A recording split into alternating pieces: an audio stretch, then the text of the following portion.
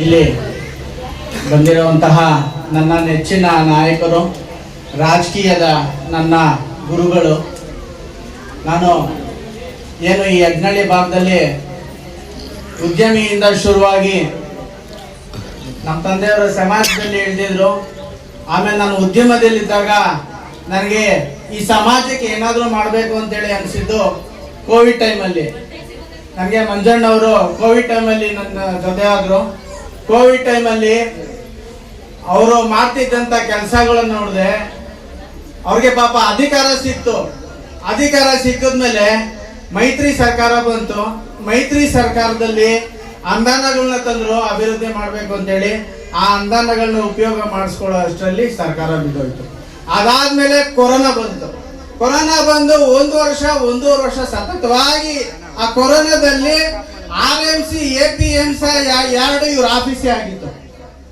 ಎಲ್ಲಿ ಅಭಿವೃದ್ಧಿ ಮಾಡಕ್ ಟೈಮೇ ಸಿಕ್ಕಿಲ್ಲ ಅವ್ರಿಗೆ. ಅಂಥದ್ರಲ್ಲೂ ಸಹ ಅಷ್ಟು ಅದರಲ್ಲೂ ಆಪೋಸಿಟ್ ಸರ್ಕಾರ ಇರ್ಲಿಲ್ಲ. ಸರ್ಕಾರ ಇಲ್ಲ ಅಂದ್ರೂ ಅವ್ರು ಕೊಟ್ಟಂತ ಕಷ್ಟಗಳು ಒಂದೊಂದಲ್ಲ ನಾವು ಹತ್ರದಿಂದ ನಿಂತ್ಕೊಂಡು ನೋಡಿದೀವಿ.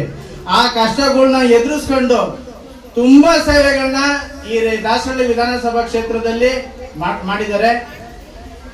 ಎಷ್ಟು ಅವ್ರಿಗೆ ಷಡ್ಯಂತ್ರಗಳನ್ನ ಮಾಡಿದ್ರು ಸರ್ಕಾರ ಇದ್ದಾಗ, ಅದೆಲ್ಲ ಹತ್ರದಿಂದ ನಾವು ನೋಡಿದೀವಿ. ಆ ಷಡ್ಯಂತ್ರಗಳನ್ನ ಫೇಸ್ ಮಾಡಿ ಕೋರ್ಟಿಂದ ಡೈರೆಕ್ಷನ್ ತಗೊಂಡು ಒಂದು ಫಂಡ್ ತಗೊಬಂದ್ರು.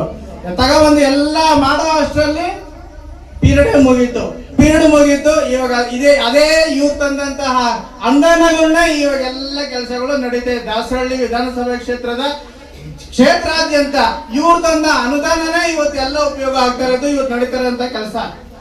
ನಾವು ಯಾವತ್ತೂ ಸಹ ಮಂಜಣ್ಣನವರ ಚಿರುಣಿಯಾಗಿರ್ಬೇಕು. ಅಂತ ವ್ಯಕ್ತಿ ನಮಗೂ ಬೇಜಾರಿದೆ, ಅಂತ ವ್ಯಕ್ತಿನ ಕಳ್ಕೊಂಡಿರೋದಕ್ಕೆ. ಇರ್ಲಿ, ಮುಂದಿನ ದಿನಗಳಲ್ಲಿ ನಾವೆಲ್ಲ ಅವ್ರ ಜೊತೆ ನಿಂತು ಶಕ್ತಿ ಕೊಡೋಣ. ಅದೇ ರೀತಿ ಈ ಯಜ್ಞಳ್ಳಿ ವಾರ್ಡ್ನಲ್ಲಿ ನಾನು ಅವ್ರ ಜೊತೆ ಕೋವಿಡ್ ಟೈಮಲ್ಲಿ ಜೊತೆ ನಿಂತ್ಕೊಂಡಾಗ ಅವ್ರು ಮಾಡ್ತಾ ಇದ್ದಂತ ಆಫೀಸ್ನಲ್ಲಿ ನೋಡಿದೆ. ಅವ್ರು RMC APMC ಇರಬೇಕಾಗಿದ್ದು ಅವ್ರ ಆಫೀಸಲ್ಲೇ ಇರೋದು ಎಲ್ಲ. ಅದನ್ನ ನೋಡಿ ನಾನು ಬಂದು ಯಜ್ಞಳ್ಳಿ ವಾರ್ಡ್ನಲ್ಲಿ ಪ್ರತಿಯೊಬ್ಬ ಬಡ ಕುಟುಂಬಗಳಿಗೆ ಕಿಟ್ಗಳನ್ನ ಕೊಡುವಂತ ಕೆಲಸ ಅವ್ರ ಕಡೆಯಿಂದನೇ ಶುರು ಮಾಡಿಸಿದೆ.